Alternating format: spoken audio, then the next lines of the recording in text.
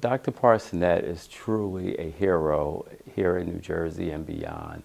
There are many firsts that Dr. Parsonnet contributed to, and one of them is the first heart transplant at Newark Beth Israel. We would not be here today if it wasn't for the work of Victor Parsonnet.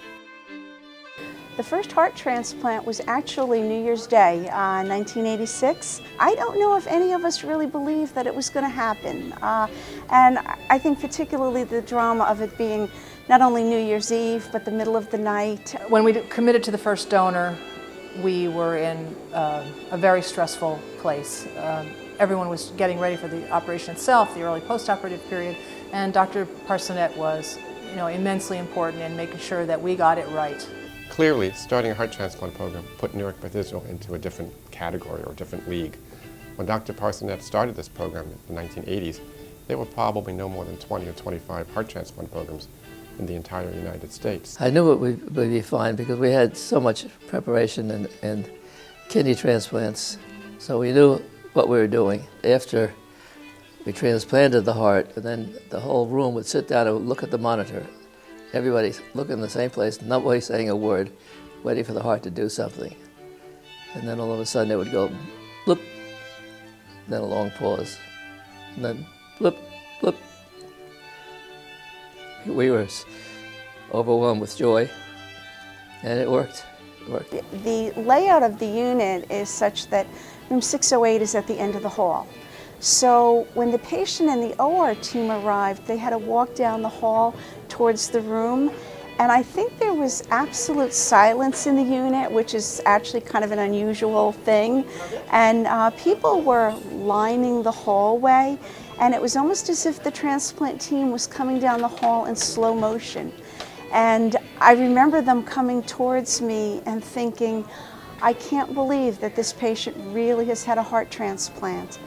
We moved to the early post-operative period, and the patients were confined in an isolation room. Once we brought the patient into the room through those doors, we closed them and never entered that route again. When we first considered sending him home, he had been out of the general population for such a long period of time. Everyone was concerned about how he would react.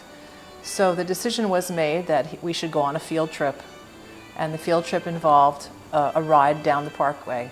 I drove our first heart transplant patient up and down the parkway so he could get a look at the world he'd been missing for the last 6 weeks. Those of us who were doing the transplants were all surgeons, and we needed to have somebody who was going to really administer a transplant program. But I think what they saw in me was the passion to succeed and my desire to make this work. It was no question he was going to be great. But those weren't my decisions then. I just kind of worried that he didn't look like Denton Cooley or like me, and 6'2" and super confident. But he was 5'8" and super confident in spades.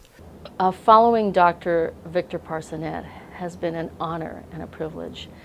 While I was training in cardiothoracic surgery in the late 80s, early 90s, Dr. Parsonnet was one of the most famous people I'd heard of during my training. His inventions and innovations were in our textbooks, were in the devices we used. I'm very impressed with how well Dr. Camacho has done. She's modest, exciting, personable, persuasive. She's got it all. In addition, a terrific technician. I'm very, very proud of what she's done. I don't know if I could have done it. Well, of course I could have. I'm glad to be making this film because of how well the team has taken over. Never would have dreamt that they would be doing heart transplants in such volume. So while I think we've made it look easy and we've done the job really well, the reality here is it wasn't easy by any means. The support required from the administrative staff to the nurses to housekeeping, right, to everybody was unbelievable. We had full buy-in at all times from this hospital and its staff and employees. We never give up on the most important ultimate goal, changing the world one patient and one family at a time. you.